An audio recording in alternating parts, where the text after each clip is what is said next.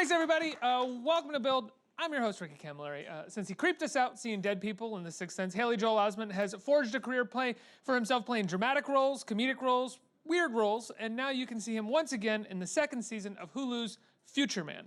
Let's take a look. How are you in my living room 150 years in the future? Machi. Our mission failed. We need to this timeline.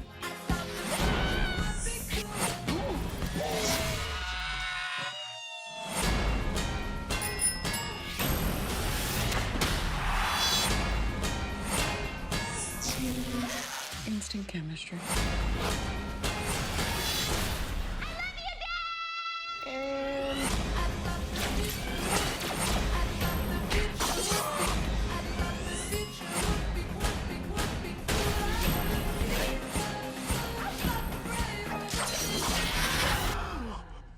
You left just a little bit right there.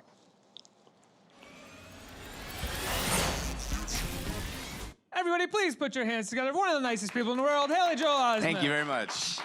Hey, man. Good to see you, sir. Good to see you. Congratulations on the second season of Future Man. Thank you so much. And I'm very excited to watch it as an audience member, too. Well, they brought you back in a big way this season, right? Yeah, in season one, every time Josh and Derek and Eliza jumped through time, it created a different version of myself and of his parents in whatever timeline they were in. And there was like a psycho Stu and kind of a meek and mild Stu. And the meek and mild Stu is the one who survives 150 years into the future and thwarts their attempts to stop the super cure from being developed that cures humanity of all disease and starts World War III, basically. What you just did is sort of like one of the running jokes for me in Future Man, which are these very long sort of diatribes about the plot that the show almost seems to care very little about and is solely there as a joke about how in most future movies and most futuristic shows, there's always this expository, like long list of things that have happened, and even characters are just kind of like, okay. Yeah. Am I allowed to use foul language here?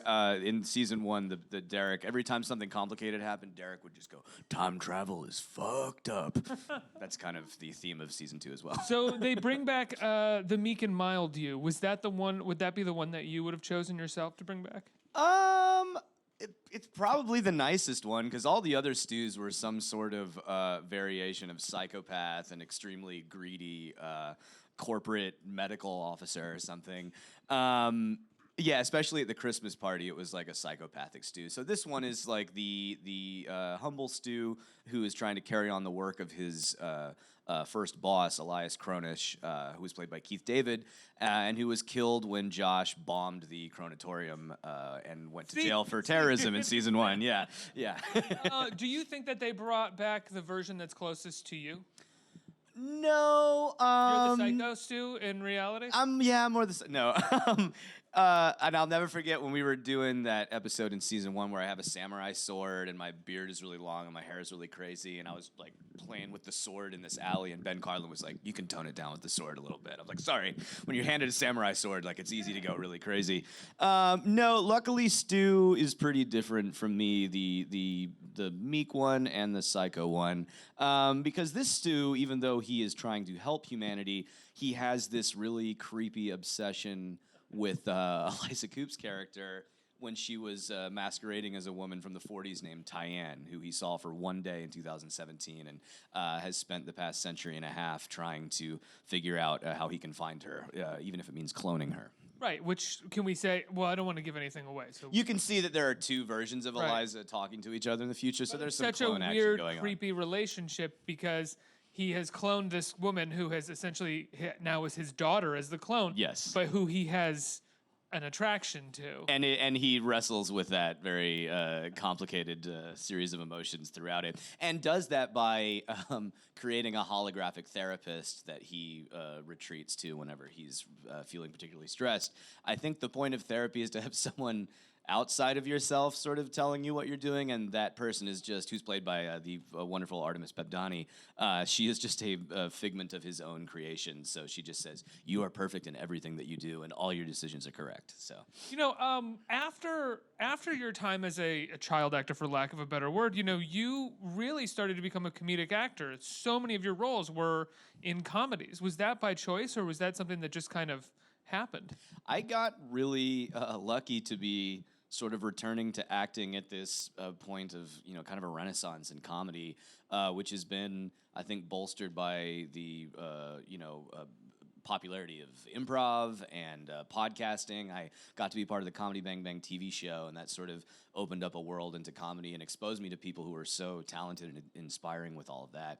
And then I got to work on a mini series called The Spoils of Babylon with Kristen Wiig and Will Ferrell, and that's truly a masterclass in watching people, who are just the best at what they do. Is that something that, like, you come out of it and you have these agents and they're like, we're going to bring you into the comedy world, or like you got a part and you're like, I like doing this, let's keep going? I think the biggest factor for me has always been, is it a character that I have not done before? Is it something new? Is it, interesting for me? And a lot of that came through in comedy. A lot more comedies are being made than, some of the dramatic independent films that I've done in the past. The industry is sort of squeezing out that mid-budget and low-budget part of it right now, which is kind of sad, but luckily comedy is thriving, so that's where I'm spending a lot of my time. But you have a movie premiering at Sundance that is a horrifying drama, if you will. What can we call it? A drama? It's directed by Joe Berlinger. It's about Ted Bundy, the serial killer. It's extremely wicked, shockingly evil, and vile. A great title, although it can be hard to remember. It's about... Perfectly defines Ted Bundy. It does, yeah. I think his last lawyer, after he was executed, called him the embodiment of heartless evil. So he was a bad guy, but he was very intelligent and a master manipulator. And he strung along his two wives all the way up and basically until the hour of his execution. They were not sure whether he had done it or not, even though he had confessed to murders to investigators. So it's about that relationship, and I play a friend of Lily Collins' character at work who is like, you got to stop taking his calls. You got to get away from him, girl. I always wonder about the phrase master manipulator sometimes, because I think we use that phrase when it comes to people who just manipulate. That's and true. Whether or not they are masters is not clear, because if you are solely manipulating all the time, you are throwing everything at the wall just so you can keep lying and keep manipulating.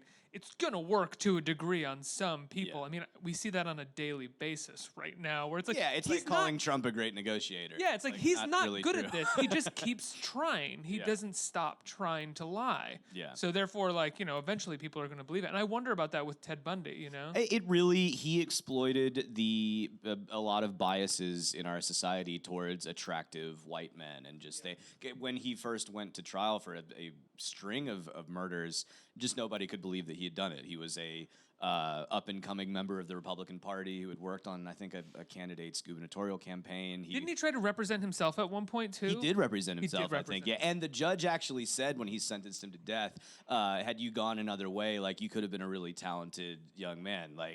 And those are the sort of things, it's like when they took that...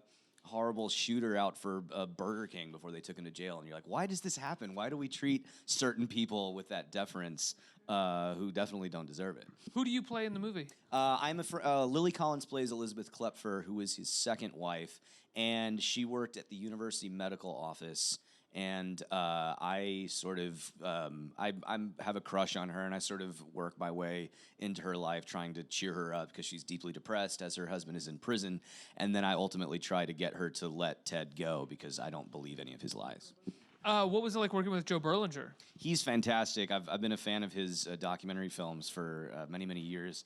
He's done such a wide range of subject matters too. Yeah, all of his documentaries, Yeah. and Blair Witch 2. Exactly, yeah. Which is That such one. a crazy thing that he, It's a crazy filmography, but... Sure, not the thing that he likes someone bringing up all the Well, time. he took on Chevron. They sued him to get a hold of all of his footage that he shot of indigenous activists in the movie Crude in 2009, and that became a huge, important court case of this giant multinational oil company trying to force a documentary filmmaker to basically give up his sources.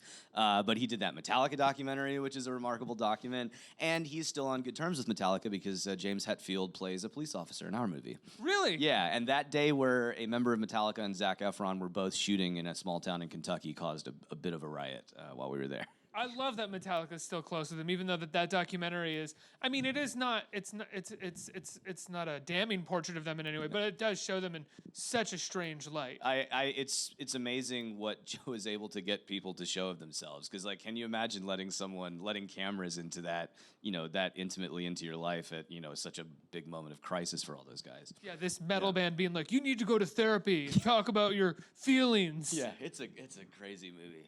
And we also should say, I mean, he's also responsible for the West Memphis 3 being released from prison, even though they had to take a ridiculous plea. What do they call that, an Alford plea? Yeah. Just essentially so they can't sue the state. Yeah. That's the only reason that they do that. That story is just insane. Yeah. I mean, I remember seeing that first documentary, Paradise Lost, when I was in middle school or high school. Yeah. Completely blown away and shocked. It's crazy. Yeah, just the miscarriage of justice that happens, and sometimes if you, it's like, what is it, Thin Blue Line, that Errol Morris documentary. If some filmmaker hadn't looked into it, who knows where those guys would be. Well, Thin Blue Line and Paradise Lost, and I'm trying to think, I think there's one other that I can't think of off the top of my head, are really the precursor to this entire sort of true crime fanaticism that we see right now, both in podcasts and in television. Berlinger and Errol Morris were the originals. It's true. Yeah. So you get on set with him. Are you good at not geeking out or fanboying out on him, or?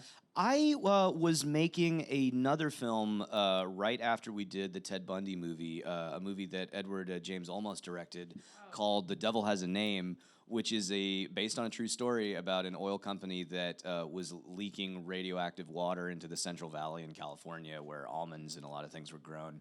And we actually went out to the farm, and they were like, "Try our almonds." We're like, "Isn't that what the movie's about?" All right, social contract. But it's an incredible film. Alfred Molina, David Strathairn, Kate Bosworth, Martin Sheen, and I really asked Joe for a lot of backstory on his experiences making Crude and everything, because I play a horrible spin doctor and basically an advertiser for the oil company who tries to spin all the cancer and radiation into something positive. So did you ask him what his experiences were, interviewing people like that and how they actually were? Yeah. How did he describe them? It just sounded really intense. I mean, when you make a documentary, you just have to shoot hours and hours and hours and hours of footage, and he was going down to, I think, Peru and Brazil doing that. He just had a lot of crazy experiences doing that. You have another movie that just came out in the past few weeks as well, Clara's Ghost, That's directed right. by Brady Elliott, where you were I mean, Chris Elliott is amazing. He's, a legend, but I really loved the part that they cast you in, which was this sweet, big-hearted guy who's The sort groundskeeper, of who's sort of in the middle of this really fucked up night with this family. Yeah, the film has all the real Elliots, Abby, Paula, Chris, and Bridie, and it's a crazy Their sort mother of as well. Yeah, Paula, and Paula, they're the meta layers of it are that Abby and my friend Bill Kennedy met on this film that Bill wrote called Sex Ed in Tampa in 2013. They met on that film. They ended up getting married. I went to the wedding at the house that is in the movie, and Bridie, who I think already had the idea in mind, saw everybody at the house and was like, "This is the movie. I could picture it now." So I'm sort of the captive audience that the parallel universe version of that family is aggressively performing for on this. Is that what the wedding was like? Were they aggressively? No, it was performing a for lovely you? wedding. It was. I think it was also in the Martha Stewart magazine. They had a nice photo spread on that. But this house that they live in is from the 1700s, I believe, in the woods in Connecticut. A beautiful house where I think Bridie and Abby grew up at least part of their childhood.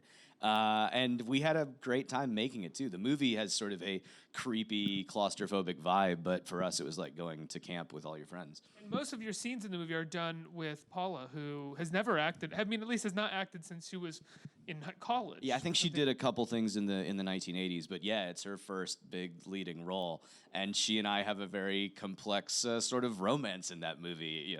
As the night descends into chaos. What was it like performing alongside her? Did it seem like she was nervous nervous, or did she look to you for any kind of guidance? No, Bridie, apart from being her daughter, is a really terrific director. There was no sense of pressure. It was a really comfortable environment. I've heard that, I've never worked with him, but I heard that Clint Eastwood is a very mellow director who doesn't even say action and cut. He's just like, all right, go. I heard people go home at 4 o'clock on his sets. That's very nice. They shoot like 9 to 5. I'd got to get on that. But she has a very steady hand and had a really clear vision of what she wanted to do. And all those scenes are so intimate. It was really just trusting the other person. And I love that family so much. It wasn't hard. Was there a lot of improvising and playing? A little bit. Yeah, I'm blanking. Is that a Richard Burton song? No, a Richard Harris song. There's this sort of montage of us dancing through the house and everything. There was a little bit of improvisation with that. Yeah. Well, it's all good work, man. I love Clara's Ghost. I love Future Man. It's such a great show. It premieres tonight on Hulu. And at Sundance, we're going to get to see Extremely Vile, incredibly really evil. No, extremely wicked, shockingly evil, and vile. Oh, extremely wicked, shockingly evil, and vile, which I'm very much looking forward to seeing. Everybody give a big round of applause for the great Haley Joel Osment. Let's hear it. Thank you very much.